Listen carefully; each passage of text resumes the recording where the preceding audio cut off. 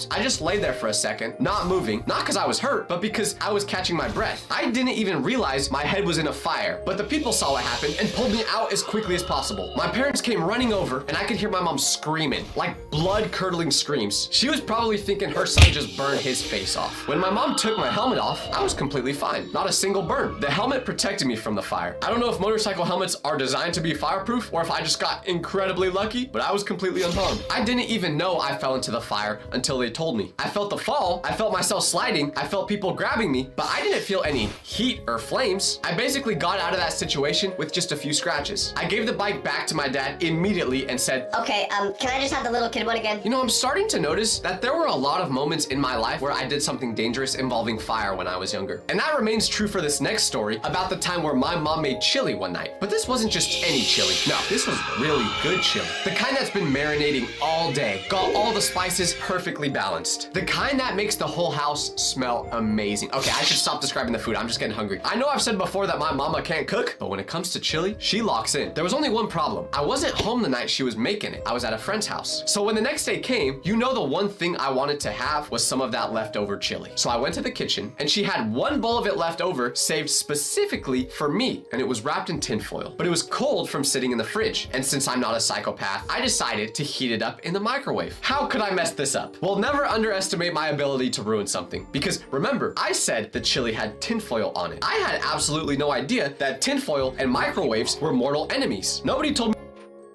Okay, great. Wait, were you even listening? You haven't taken a single note this entire meeting? They have beef with each other. Get it? Beef, chili.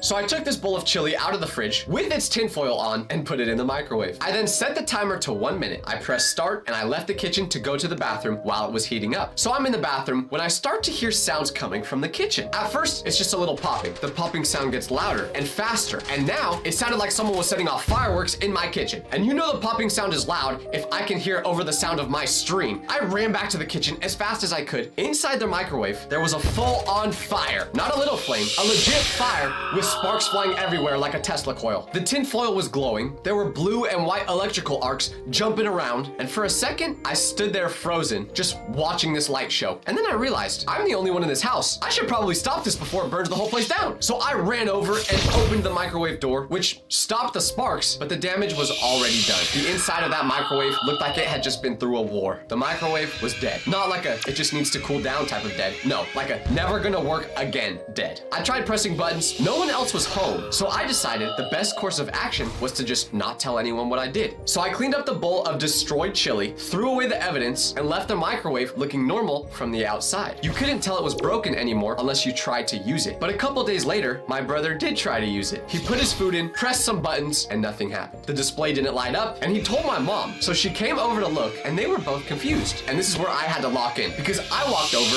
looked at it with them, and then said, "Huh, that's weird. John, you just broke the microwave." I blamed it on my brother. They never found out it was me. To this day, they probably still think that microwave randomly died. Now, I need everyone to pay very close attention for this next story, which is the chainsaw incident. And I can easily say this is the closest I've ever personally come to actually dying. So my dad was outside one Saturday using a chainsaw to cut something up in the backyard. My dad's out there with his murder machine, wearing safety goggles, doing everything right. And that's when I decided, you know what? It would be hilarious to sneak up behind him and give him dead legs. If you don't know what dead legs is, it's this thing where you hit the back of someone's knees so their legs buckle. So I walked up behind him, real quiet. He had no idea I was there. I hit the back of his legs. His knees buckled and he jolted forward, losing his balance. And this made him swing the chainsaw because he just lost control of it. But he swung it right in the direction of my face. Everything went into slow motion. I watched the chainsaw blade swing up. I watched the teeth on it spinning towards me. And I kid you not, that chainsaw came within 1 or 2 inches of my head. That's the difference between me telling you this story and me being a news headline. I could literally feel the wind from the blades on my eyebrows. Luckily, my dad regained his balance, pulled the chainsaw away, and immediately turned it off. He didn't yell at me. He just looked at me with this expression I'd never seen before. It was the look of a man who realized his son almost just died. And then he said in the most calm but serious voice ever, "Go inside." That was the moment I realized I should stop doing stupid things. I never actually did stop, but hey, at least I realized I should.